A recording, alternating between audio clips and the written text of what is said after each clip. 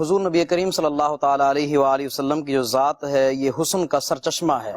حضور نبی کریم صلی اللہ تعالیٰ علیہ وآلہ وسلم کے حسن کے حوالے سے اگر یہ کہا جائے کہ پوری کائنات کے ذرے ذرے کا حسن جو ہے یہ حسن مصطفیٰ کی دہلیز کا ادنا سا بھکاری ہے تو یہ غلط نہ ہوگا۔ آقا علیہ السلام کو اللہ تبارک و تعالیٰ نے وہ حسن بے مثال اور جمال لا زوال عطا فرمایا ہے کہ کائنات میں اس کی کوئی مثال نہیں ملتی۔ اور آقا علیہ السلام کا صرف چہرہ ہی نہیں، مکمل طور پہ آقا علیہ السلام کا جو حسن ہے، آج ہم دیکھیں نا کہ دنیا کے اندر ایک اسٹوڈنٹ کہتا ہے کہ میرے ٹیچر جیسا کوئی نہیں ہے تو یہ اس کا حسن زن ہے، اس کے ٹیچر جیسے کئی مل جائیں گے۔ آج مرید کہتا ہے میرے پیر جیسا کوئی نہیں ہے، یہ بھی اس کا حسن زن ہے، اس کے پیر جیسے بھی بہت سارے مل جائیں گے۔ لیکن اگر ہم یہ کہتے ہیں کہ ہمارے آقا علیہ السلام جیسا کوئی نہیں ہے تو یہ ہمارا حسن زن نہیں، ہمارا یقین ہے، ہمارا عقیدہ ہے، ہمارا پختہ یقین ہے، اعتماد ہے کہ واقعی ہمارے آقا علیہ السلام جیسا کوئی نہیں ہے۔ اب آقا علیہ السلام کو جن لوگوں نے اپنی آنکھوں سے دیکھا، جاگتی آنکھوں سے دیکھا اور ایمان کی نگاہ سے دیکھا ہے تو ان لوگوں نے آقا علیہ السلام کے حسن کو اپنے احساسات، اپنے جذبات، اپنے ادراکات کے ذریعے بیان کیا ہے، وگرنہ حقیقت تو یہ ہے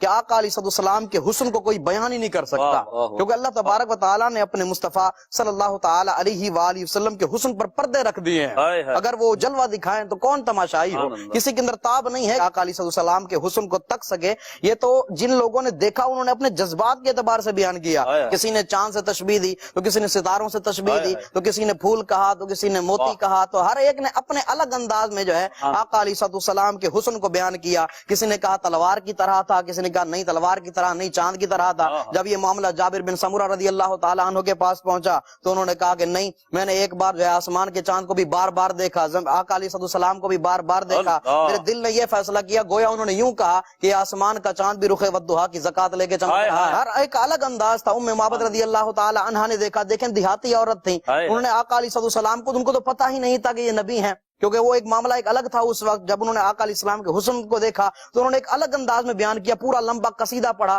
جس کے اندر کچھ الفاظ یہ تھے کہ جب دور سے آ رہے تھے تب بھی بڑے حسین تھے، جب قریب آئے تو اس سے بڑھ کر حسین تھے۔ جس نے جس انداز میں دیکھا اس نے آقا علیہ السلام کے حسن کو ویسے بیان کیا۔ اب نماز کے علاوہ دیکھا تو الگ انداز میں بیان کیا، نماز کے عالم میں دیکھا تو صحابہ نے بعد میں کہا کأنہ ورقۃ مصحف، ان کا چہرہ ایسے لگ رہا تھا جیسے قرآن کا جو ہے کوئی ورق کھلا ہوا ہو۔ ہر ایک نے اپنے انداز میں بیان کیا، تو یہ وہ حسن تھا کہ ابھی اس پر پردے تھے،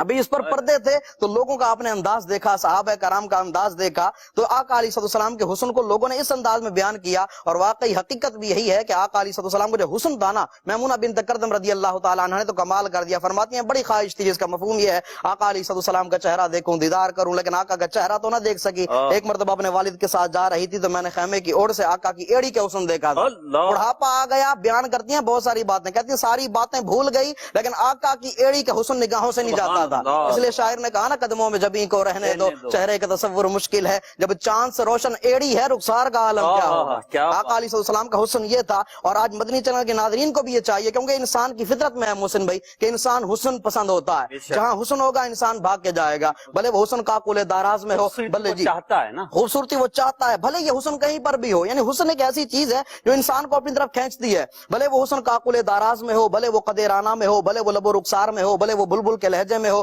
بھلے وہ پپیہے کی آواز میں ہو، بھلے وہ دھنک کی شوخی میں ہو، بھلے وہ قوس رحمان کی رنگینیوں میں ہو، بھلے وہ پھوٹتے ہوئے چشموں میں ہو، بھلے وہ بہتی ہوئی ندیوں میں ہو، بھلے وہ دریاؤں کی روانی میں ہو، بھلے وہ سمندروں کے تلاطم میں ہو، بھلے وہ تتلی کے پروں میں قدرت کی سنائی ہو، بھلے وہ مور کے پروں میں قدرت کے رنگوں کی میناکاری ہو، بھلے وہ بچے کی مسکراہٹ میں ہو یا بوڑھے کے بالوں کی سفیدی میں ہو، یعنی یہ انسان کی فطرت میں ہے، جہاں حسن ہوگا انسان بھاگ کے جائے گا۔ جب یہ بات طے ہے کہ جہاں حسن ہوتا ہے انسان بھاگ کے جاتا ہے، ہر ایک انسان کو پتا ہے، تو اپنے گھر والوں کو، اہل و عیال کو، ذات کو اور پوری اپنی فیملی کو اس ہستی کا ذکر سنائے نا جہاں عشق بھی غلامی کرتا ہے، حسن بھی پانی بھرتا ہے۔ میرے اعلیٰ حضرت نے کمال کر دیا، جس کا حسن اللہ کو بھی بھاگا ایسے پیارے سے محبت کیجیے۔ تو آقا علیہ السلام کا حسن بڑا بے مثل و بے مثال تھا، آپ کا جمال لا زوال تھا۔ اللہ تبارک و تعالی نے آپ کو ایسا حسن عطا فرمایا۔ حضرت سید عائشہ رضی اللہ تعالی عنہ فرمایا کرتی تھی نا کہ مصر کی عورتوں نے حسن یوسف دیکھا تھا تو انگلیاں کاٹ لی تھیں، اگر وہ عورتیں میرے مصطفیٰ کا چہرہ دیکھ لیتی دلی کاٹ بیٹھتی۔ آقا علیہ السلام کا چہرہ ایسا تھا۔ آقا علیہ السلام کے چہرے پر ابھی پردے ہیں، حسن بھی یہ بات بار بار آ جاتی ہے کہ ابھی آقا علیہ السلام کے حسن پر